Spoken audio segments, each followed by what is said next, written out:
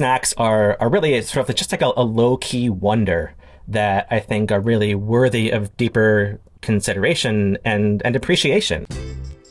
Hey there, I'm Kae Lani Palmisano, and this is Power Dining, the podcast that stares deeply into the snack abyss until the snack stares back.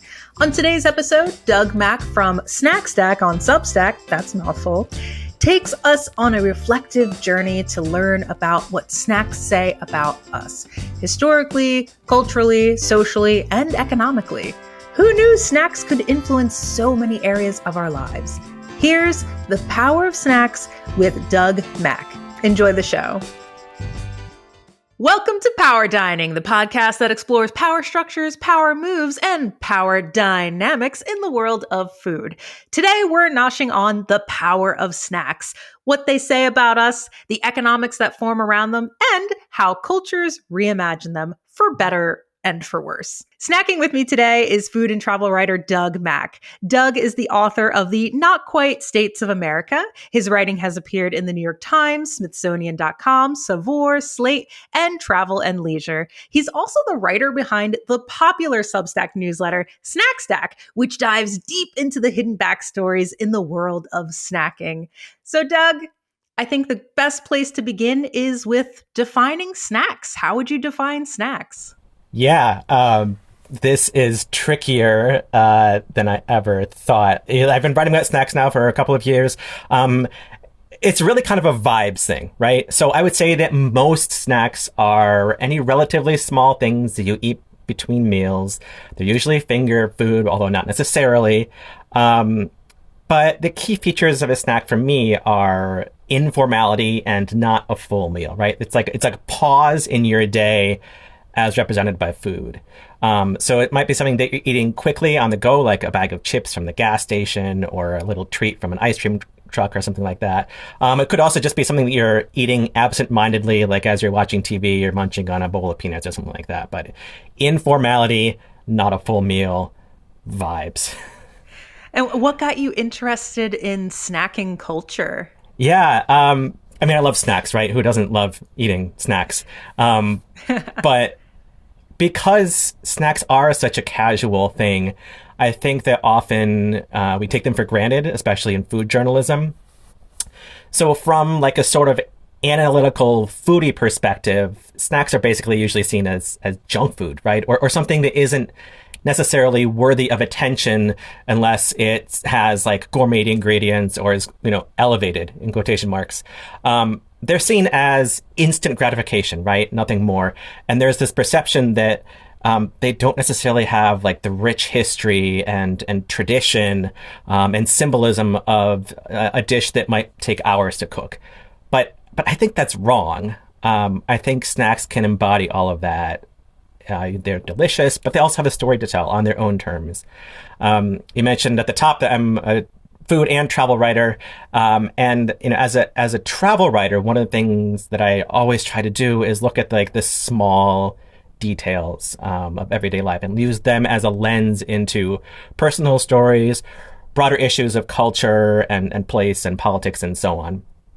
So in that sense, snacks are really sort of just like a low-key wonder that I think are really worthy of deeper consideration and appreciation, because they are so often overlooked or brushed off as inconsequential.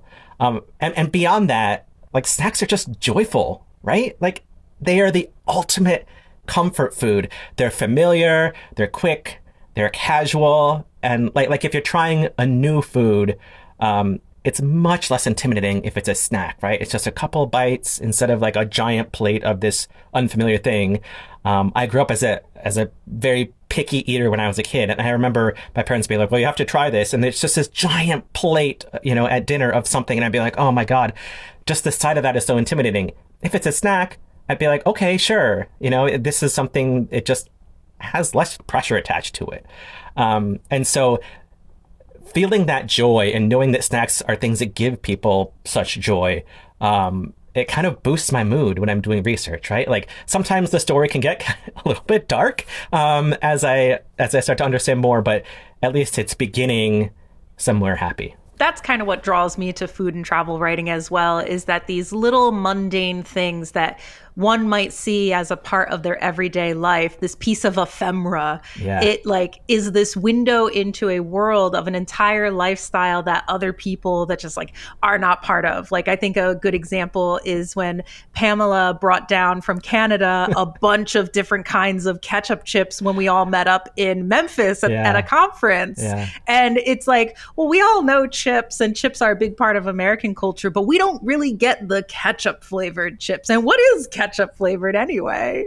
Yeah, right. I mean, it was a super fun conversation, and she told us a little bit of that history, and I love that. I love that experience of sharing things, and snacks are very shareable as well, right? Snacks also express a lot about like who we are and who we want other people to see. Like, do you have like a power snack? Like, if you want to impress some people that are coming over, like, what snacks do you try to keep up with the Joneses with? I mean, I really like a good cheese and like a baguette. You can't go wrong with that. There's a cheese here in the Midwest. I'm sure it's available elsewhere, but it's from Iowa, so I think of it as a Midwest thing. It's called Prairie Breeze, and it's like the best cheddar you've ever had. It's like a little bit nutty.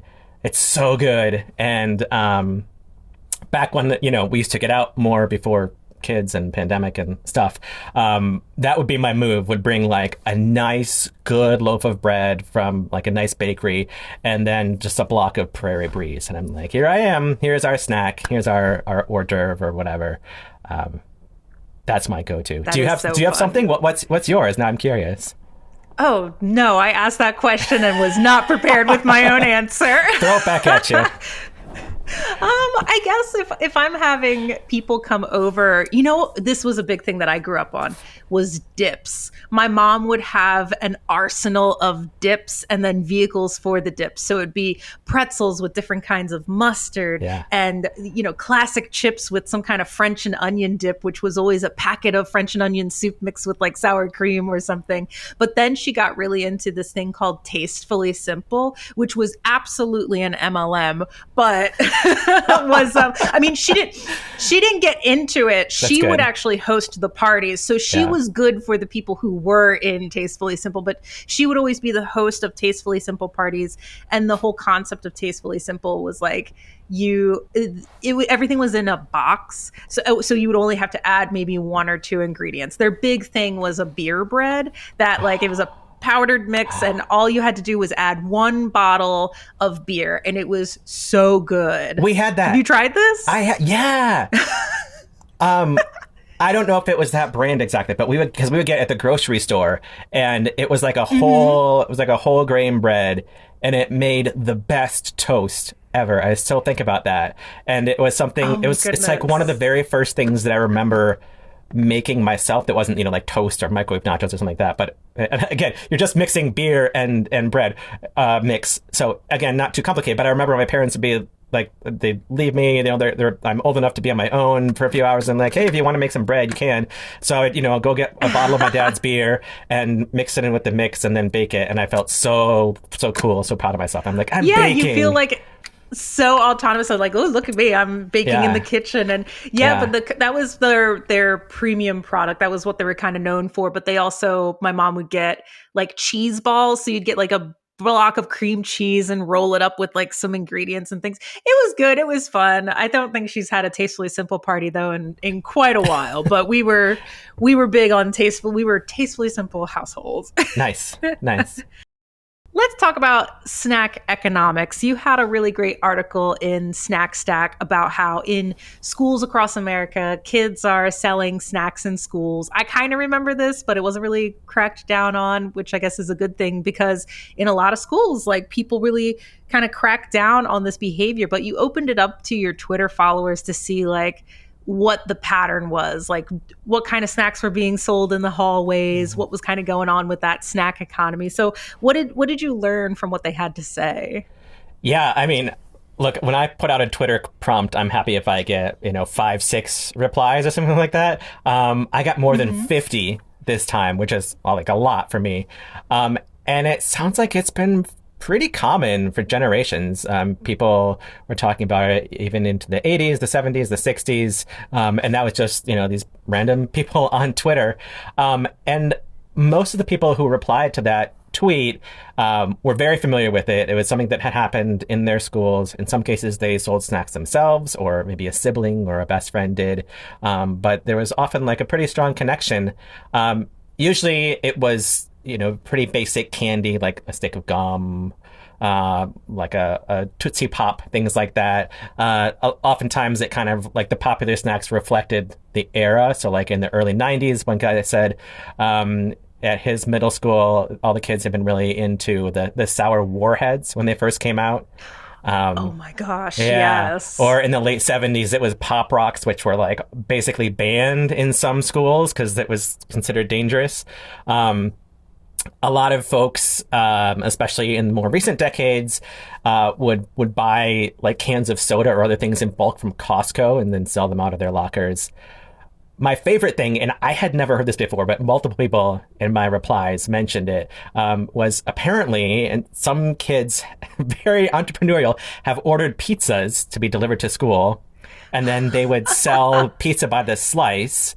So, like $4 or whatever for a slice. Oh my goodness. And that's incredible. Like I can't even picture what that would have looked like at my school. It would have been chaos, but I would have loved it.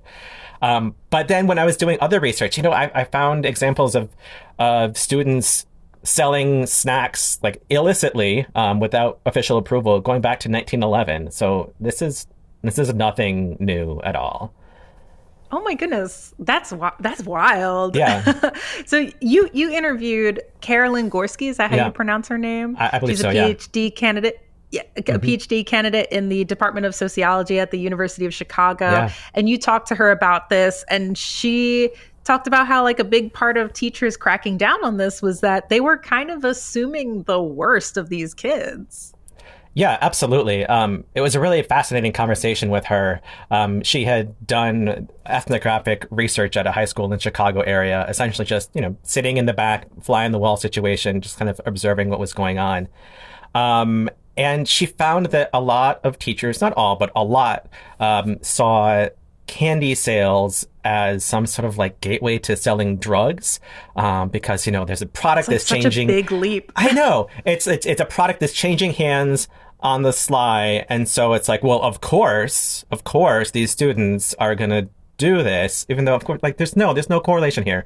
There was one student who was selling homemade brownies, and making like a lot of money doing it. But the teachers assumed that they were pot brownies.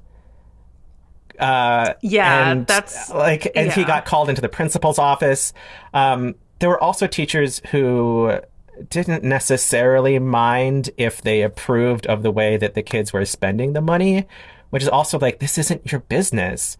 Like if the teachers thought that, these students are buying sensible things or necessities, whatever, they'd be like, okay, that's fine. But if they thought that the students were spending it on shoes or something like that, they would crack down on it. And as Dr. Gorski pointed out, like it doesn't matter. It shouldn't matter. It's not the teacher's money. It's not the teacher's job to police how these students spend their money. Exactly. Like, I mean, it's their money, and like you wouldn't criticize anyone else who's doing a job about how they decide to spend their money. And also I would argue, I mean, even if it's fancy sneakers, like it's still shoes. You definitely need shoes. Yeah. And she also made the really good point that, in a lot of schools, there are fundraisers that might involve selling candy, or my older daughter's a Girl Scout. She sells snacks to her classmates and to her teacher, and to that's your network. That's who you know. And we praise it because it's building entrepreneurial skills and money management and learning to talk to people.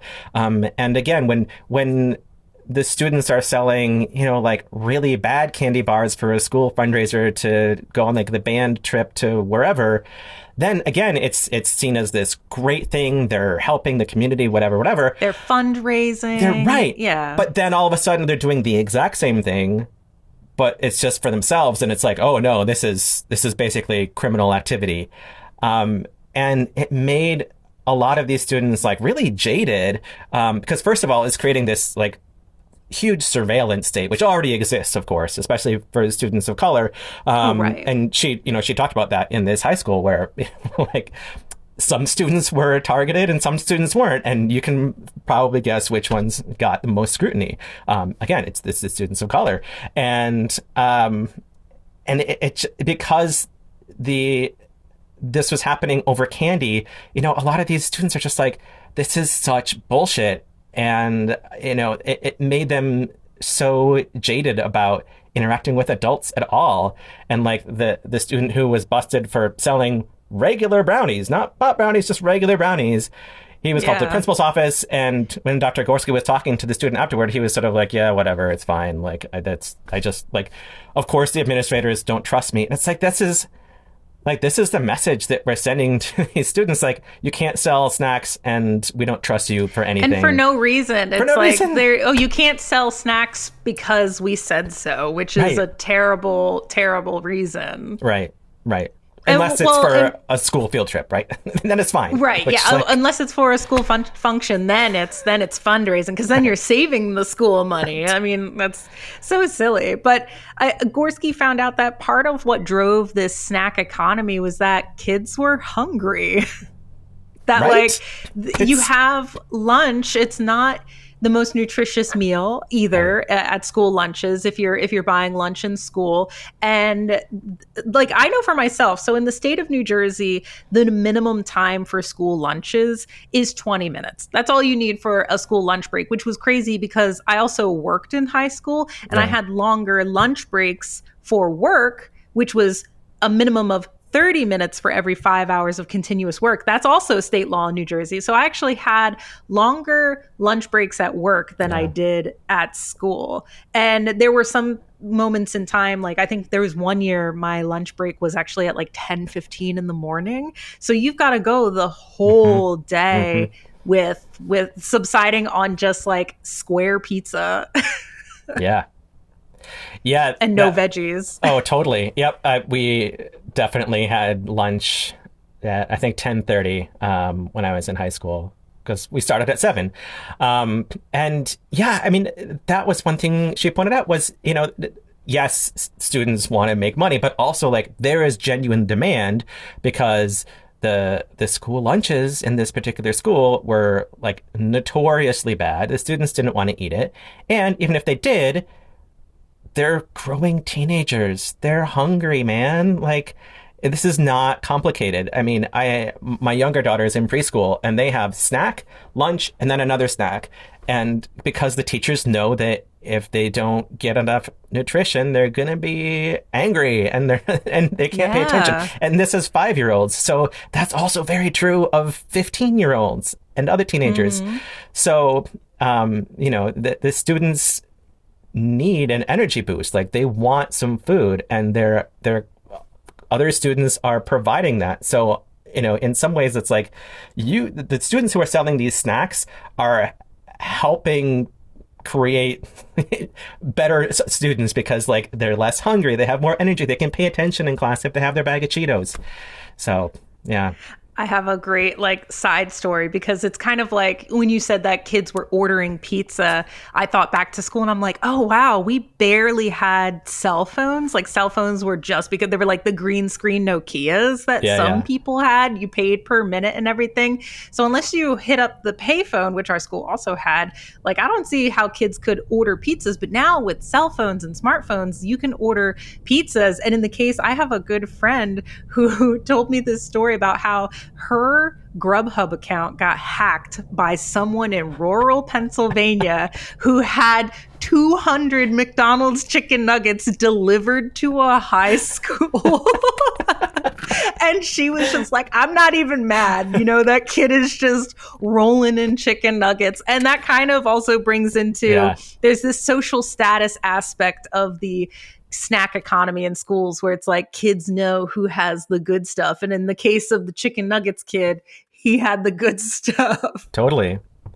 Yeah. I mean, again, this is just like kind of basic capitalism, right? Like the person who has the product that people want, like they are appreciated, and that's true in adulthood. You know, the store that sells the product that you want, the phone or the clothes or whatever, like that's where you go. And it's the same thing with students who are selling candy or chips or whatever. It's they have the thing, other students want it, and so they are appreciated for that. And appreciation in high school or middle school also comes with a certain status upgrade, right? And they become cool. Definitely. It's like this isn't, and none of this is really, it's not necessarily things that we think about, but when you do think about it, like it's not that complicated. And it's clear that a lot of the teachers and administrators in the school just like didn't get it, even when they were presented with this evidence by an actual researcher. And she's like, it's basic capitalism. Come on. Another interesting analysis on how snacks and socioeconomic status and economics in general, the evolution of it, was the story about midnight snacks and how it's this culture of midnight snacking, like that has also changed over the past century. Mm-hmm. Yeah. So this was a really fun one to research. I mean, they're all fun to research. That's why I do this. But I really love it when a story it's something that is spread out over time, and it starts with one particular cultural resonance, and it ends up and it shifts, to something else entirely different. So I was like, I wonder what the history of midnight snacking was, right? Like that was literally my prompt to myself. What's going on here? Can I even find anything? Sometimes, you go down the path and there's nothing there. But in this case, what I found was that in the newspaper archives and magazine archives that I was reading through, the term midnight snacking appears all the way back into the 1800s. But back then, it was considered this sort of like melancholy thing, or it had to do with people who were up at that hour because they really needed to be for work. So you had like factory workers who were, maybe on a break or about to start or end their shift. You had, police officers having a snack while they're keeping watch in the busy city streets or whatever. There was one writer who said that midnight snacking was done by anxiety-stricken journalists. And I was like, how dare you? I'm in this article and I don't like it. Exactly. Yeah. But it was always treated as this sort of like lonely experience, not at all something like enviable. It's something when you'd rather be asleep, but because of your life circumstances, you're awake. So I guess you should have some food. But then at some point, sort of late 30s, more into the early 40s, somewhere there-ish, midnight snacking starts to become more of like a luxury. At least that's how it's depicted, not just in newspaper articles, but in ads. Like the term midnight snack starts to appear in ads for products that want to promote themselves as like great for a midnight snack. So like one of them was shredded wheat, and it shows that this group of people like dressed to the nines. They've been like out on the town and they're just like laughing and eating their shredded wheat. And the idea is that all of a sudden now it's like the thing that you have when you're up late because you're having fun, right? It's this leisure time thing. You're just like, the night's still going. Let's just have a little treat. And so there was just this shift of what it means to have a snack at midnight. It was pretty interesting. There was even like an ad for almost like a romantic version of a midnight snack. Oh, have a midnight snack with your partner. Wake them up if you need to. Oh my God, you advise totally against it. Do not wake up your partner if they're asleep. But yeah, there was like a toaster ad. I don't remember if it was that one, but there was definitely a toaster ad that was like, hey, you're up, have some toast, enjoy. That is a big cultural shift from lonely people eating late at night. Also, it being like, oh, maybe not a nefarious activity, but there was like almost a tinge of a little bit of negativity, a little bit. But then it shifts to this very like hip and trendy and cool thing, and something that turns up in advertisements. And I know you said that like, you didn't have as much research, but I feel like you've dealt so much in the world and culture of snacking that like, if you had some kind of guesstimate, what would you say was that cultural shift? How did it go from a lonely man eating alone at night to like having, it being almost a social activity? Yeah, I mean, I think there are a few different factors at play, right? So, like, during this same era, you're also starting to see a lot more informality, at least compared to the past, in terms of entertaining.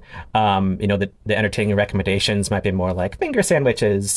People can just stand around and eat little canapes, things like that, as opposed to like sitting at some place at a big table with formal place settings, that kind of thing. So there's starting to be this shift toward just like casual dining is also totally cool. Like, we support that. That's part of like an elegant lifestyle can still include snacking, basically. There's also a shift away from industrialization, right? Like, there's still plenty of people working in factories at this point, but fewer. And so I think that sort of those two things. Oh, and people just having kind of more leisure time, right? Your day is not only built around your work for many people, but there's also just like hanging out with friends.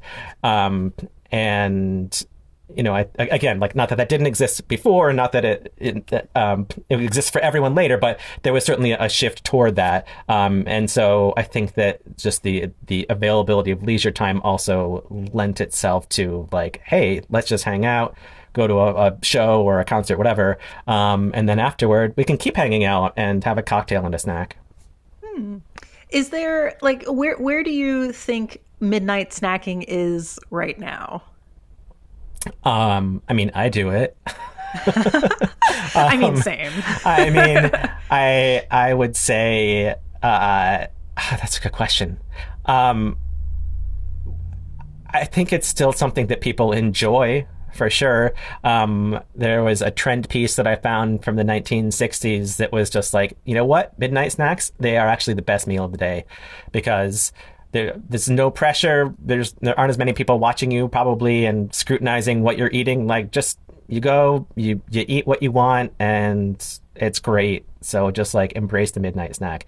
And again, that was from the 1960s, but it honestly seemed like a Substack post from right now, just in terms of like the slight snarkiness of it, and just like, yeah, you know what, like, whatever, don't fucking judge me.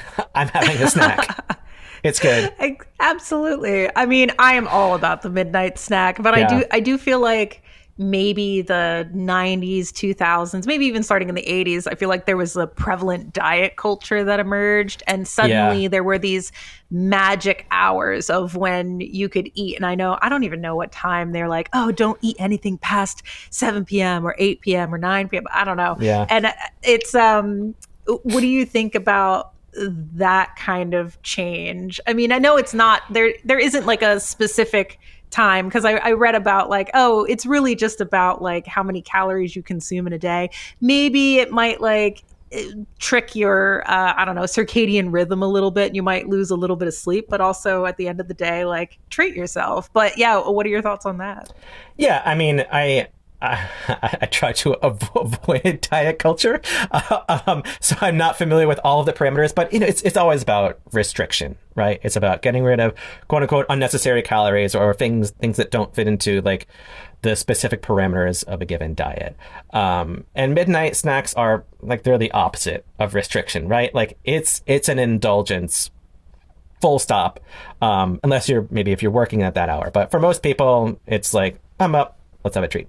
And so, I suppose that if you're on a diet, or, just sort of more immersed in diet culture and the messages that come in from that, I presume that it's attaching a lot of guilt to that experience, because it is seen as an indulgence rather than a necessity. There is a big overlap between snacking culture and then some type of diet culture. And you've got this story about carob. Is it pronounced carob? Carob, yeah. Which took over the American health food industry, took it by storm. Like, oh my God. Okay, I've actually never heard of carob, but what is it? Okay, so it was a big thing in the 1970s and 1980s among, like, in particular, white middle class hippies, including the ones who ran the preschool that I attended. And like, no shade, it was a great place. That's where my younger daughter goes to. It's still has some of those vibes. I love it. Hate carob. Carob is no longer part of of the snacking rituals over there. Thank God. But so carob. Okay, I'll back up, tell you what it is and then what it became. So carob is Yes. it's a tree that grows primarily around the Mediterranean. It has these large pods which have seeds and pulp inside. You can process the seeds and pulp, make it edible, right? Like that's what carob is. But in this country, I think those people who do know carob know it as a fake chocolate because that's how it was presented in this sort of hippie health food culture when I was a kid.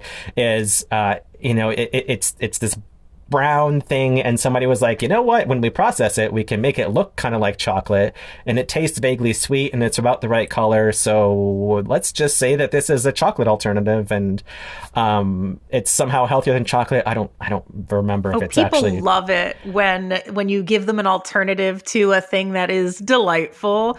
Fake right. sugars, diet sodas, like just I'm in the camp of if you want the thing, have the thing. Exactly. Well, and that's the thing, especially again, when I was like 4 years old, I wasn't even necessarily like a super into sugary candy, but I knew that if you say something is like chocolate, what your brain is thinking is, okay, I want chocolate, right? Yeah. Like it's yeah. like, no, don't do that to kids. But yeah, so it was this thing, if you for my family, it was, we had like the brown rice and the whole wheat bread and never any soda in the house, for the most part. And there was a writer in the New Yorker a couple of years ago who wrote a piece about his own experiences with carob in this same era in the 80s, and his experience sounded fairly similar to mine. And he said that carob traumatized a generation. And at first, when I read that, I was like, yeah, man, like, yeah, that resonates with me. But again, as always, like, if you look closer, there's a whole different story. Yeah, Because, like you were mentioning that it's like we were marketing it. The United States was marketing it as this health food, as this right. alternative to chocolate. But in reality, it's an ingredient that is actually culturally relevant to a whole other population of people, and they use the ingredient differently, and probably the way in which it should be used. Exactly. They use carob as carob, right? Like, and yeah, so in the Middle East and the Mediterranean, again, where carob trees originally grew, it's mostly just like it's a sweet flavor to enjoy on its own terms. And you don't need to try to repackage it as something that is clearly not.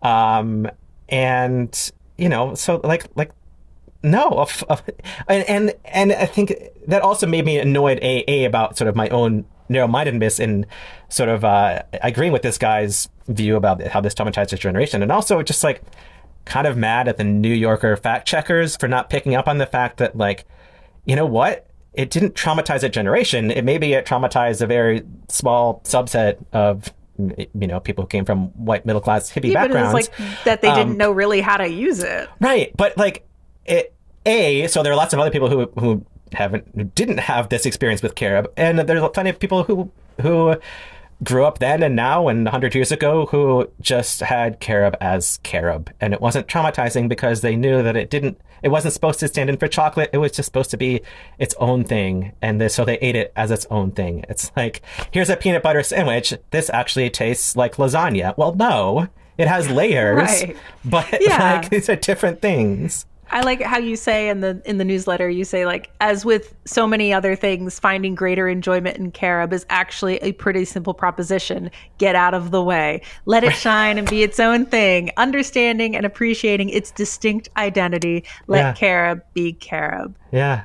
So that was a case of the United States, Americans kind of taking an ingredient from another place and expressing it in a way that was like totally American, i.e., oh, a health food like chocolate. You don't want to have chocolate, but you want something like chocolate. Right. But the reverse also happens in the United States, where we Yeah. have immigrant communities that come here and then they express their culture through the foods and ingredients that we have here in the United States, Yeah. Yeah. which ends up creating whole new dishes that are uniquely American. And this was the case for the Chinese chicken fingers, which has like a very long history, a very long story to it. But like, what did you learn about that dish in your research? Yeah, so this was one that a reader had recommended. It's someone he lives in Massachusetts, and he's like, we have these things called Chinese chicken fingers. They're on, like on the menu at Chinese restaurants around here in the Boston area, but like I haven't seen them anywhere else. Nobody seems to know where they came from. Like, what's their deal? And I was like, I've never heard of this, but let me do some research. And giant rabbit hole there. It was amazing. And so. I mean, basically what these are they're strips of chicken coated in like a very thick, like kind of almost pancake thick, like very thick batter and deep fried. That's it. So I started, just looking through the newspaper archives, just kind of going back and back and back, seeing like the first reference I could find. And in the articles from the 1970s, I found references in ads primarily to Chinese chicken fingers on poo-poo platters, which are those trays of appetizers that you would find in a tiki bar.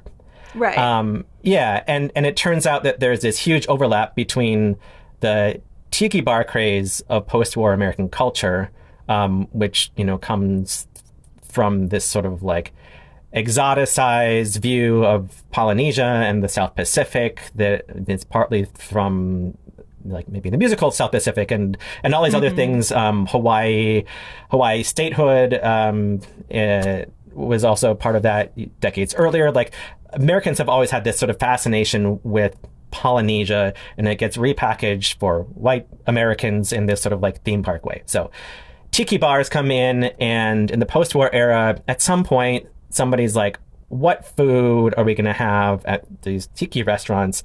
And they're like, I know, Chinese food, because, it's this sort of nebulous, sort of Orientalist thing where, the white American restaurateurs are like, this feels exotic. Here's one thing. Here's another thing. We're just going to mash them up together. And most of our patrons aren't going to know the difference. So a lot of tiki restaurants started selling like egg rolls and spare ribs and all these different things like on the classic American Chinese dishes. Exactly. Yep. Yeah. But then in a Polynesian setting with like a rum cocktail with, like flowers and lots of fruit and stuff. And so a lot of Chinese restaurants were like, okay, well, we can get on this trend. Like, we also want to make a buck. And so they started adding tiki elements to their menu to go along with their existing like Chinese American dishes. And so there became this sort of like crossover thing. And at some point, somebody made what we now know as Chinese chicken fingers. Somebody added them to one of the menus at these Chinese restaurants that also have this Polynesian vibe. Eventually, the tiki bar trend kind of starts to fade away, but some of the elements of it stuck around in these Chinese restaurants, including, in some cases, these Chinese chicken fingers. So it's this thing that has endured from the era of Chinese restaurateurs in the USA, going like, how do we get more customers to come here, right? And looking at the tiki trend and looking at how the tiki restaurants had taken their foods. So then they're sort of continuing that trend. It's this very sort of tangled story of assimilation and appropriation. And, the tiki bar stuff has a lot of colonialism. Like there's all these different things that come to play on it. But it's this sort of fascinating window into mid-century Americana and the interaction of different cultures within that realm. And I think an interesting story of immigrants who were trying to adapt Totally. and seeing like, well, this seems to work and it's pulling from my culture. Why don't I just like Yep. capitalize on it and rightfully so, and make a living and create stability and like have a livelihood. Yep. Have you ever heard the story of like Benihana at all? No, tell me. Oh, okay. Well, I mean, it is not fresh in my mind, but I do feel like it was one of those situations where it was like a Japanese American who kind of saw the way that Americans saw Japanese people, and then Yep. was just like, let me just create a whole business kind of based off of this, but it did allow people of the Japanese culture to get more jobs and Yep. have franchises and open their own Benihanas across the country. There's plenty of precedent for this, right? Or like chicken tikka masala, invented, I believe, in Scotland, somewhere in Britain, and the inventor just died like within the last couple of months. But I believe he was of Pakistani descent, I think. But it was taking a curry and then adapting it. It was a sort of traditional curry and adapting it for like British taste and consumer demand. But there's a point at which then, after some point, some people are like, well, that's not authentic and traditional, and they sort of look down on that. Or again, I think that's often the case with some of these Chinese chicken fingers or lots of other things. There are these like tacos in Kansas City. I forget what's different about them, but they're not like quote unquote traditional, but they are creations of immigrants who are in a particular historic era. Like they are authentic in their own way. Like they might not be authentic going back hundreds of years, but they are still a product of a time and place where people were, like you said, they're adapting to survive and to bring in more customers. And what they've created is also like it's kind of its own thing. And it might not be traditional, but it's still, worthy of appreciation on its own terms, I think. When we open up a bag of chips or crack open a box of cookies, what are some things that we should really nosh on while noshing? I mean, I don't want people to get too cerebral with it necessarily, right? Like, enjoy those chips, enjoy the Hot Pockets, whatever, and don't feel like you have to crack open Google. But I think it's always worth being curious and realizing that, learning about these things, it doesn't have to be a chore, right? It's also really enjoyable. Especially if you see something and you're like, well, this feels really similar to the other thing, or if you're like, why, there are all these ham pies around the world, right? And so like, if you're like, well, I wonder, like, is there a connection between these? Well, yeah, there often is. And it's really interesting to learn because there often is like a really rich cultural story that, maybe has to do with ancient trade routes and what ingredients were available there, or it might have to do with, like colonization, and different cultures interacting that way, or immigration, or all these different things. There's always going to be some reason that these ingredients came together in this format with this preparation. And to my mind, doing that research, even if it's just for 5 minutes like that, that's its own kind of like brain snack. And I really enjoy learning that. And I don't want to sit here and be like, it makes the food taste better. But I think it makes the experience richer, for sure. Definitely. That is a beautiful note to end on. And where can people find your work and learn more about snacks? So the newsletter is at snackstack.net. You can also just Google it, Snackstack, and you will find me. You can also find me on Twitter at Douglas Mack, where I often tweet about snacks. Wonderful. Well, thank you so much. Yeah, thank you so much for having me. This is really fun. You can follow Power Dining on Substack as well as on Instagram at Power Dining. Every other week, I'll have guest experts, chefs, and food lovers on the show to delve deeper into everything from the complex relationships we have with food to its impact on us and the world. If you're interested in extended interviews, bonus episodes, and more, consider becoming a paid subscriber to the Power Dining Substack. Power Dining is hosted by yours truly, Kae Lani Palmisano. The music at the beginning and the end of this podcast is Who Do You Think I Think You Are by Mini Vandals. At the moment, I'm working as a one-woman band, producing, editing, and bringing these stories to your ears. So if you're liking what you're listening to, be sure to subscribe. You can also support me by engaging with the show and following me at Kae Lani Says. That's Kaelani Says, Says, on TikTok, Instagram, and Twitter. Until next time, bye for now.